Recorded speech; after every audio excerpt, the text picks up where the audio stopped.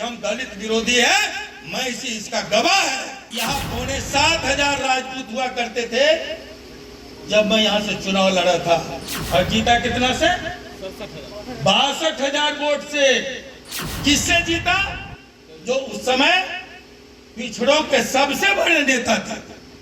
आओ मैं से गोदी मीडिया के लोगों, आओ मैं से, आओ सहरसा जाओ, बिहरा और पंचगछिया आनंद मोहन के कैरेक्टर को पूछो।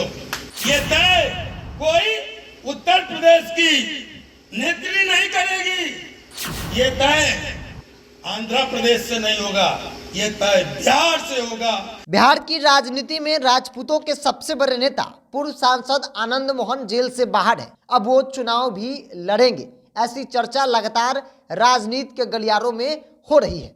आनंद मोहन की रिहाई हुई तब से सियासत की पारा जो है वो ऊपर चढ़ गई थी। लगातार बयानबाजी हो रही थी। भारतीय जनता पार्टी और कुछ राजनीतिक दल जो है आनंद मोहन की रिहाई का विरोध कर रही है। अब देखिए, आनंद मोहन ने भी इस बात को डंके की चोट पर कहा है कि आने वाले दिनों में हम यह साबित कर देंगे कि हम दलित विरोधी नहीं हैं, क्योंकि जिस सीट से वो चुनाव लड़ा करते थे वहां सिर्फ 7,000 राजपूतों का वोट है, बाकी दलित अति पिछड़ों ने उनको जिताया है। तो ऐसे में आने वाले दिनों में हम यह साबित कर देंगे कि हम दलित विरोधी नहीं हैं, ये लाइन। और इसके बाद यह चर्चा है कि आनंद मोहन आने वाले दिनों में चुनाव लड़ेंगे और जीत कर यह साबित कर देंगे कि जनता ने फिर मुझ पर भरोसा जताया है।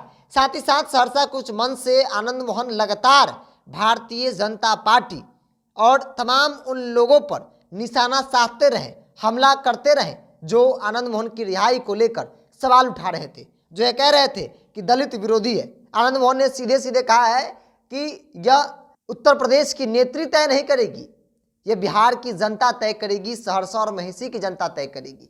बाकी जिन जिन स्टेटों में विरोध हो रहे हैं उन तमाम राज्यों का नाम आनंद मोहन उस मंच से लेते रहे और ये कहते रहे कि यह सब कुछ आने वाले दिनों में मैं साबित कर दूंगा कि मैं दलित विरोधी नहीं हूं।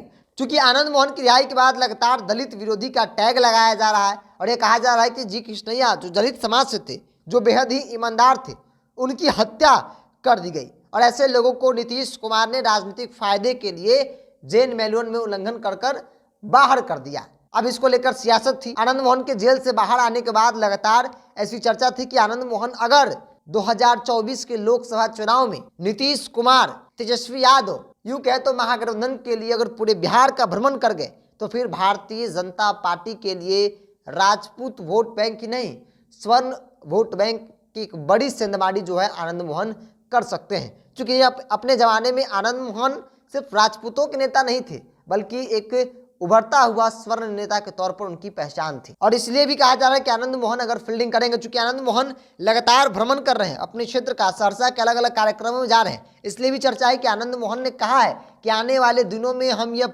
साबित कर देंगे कि हम दलित विरोधी नहीं है।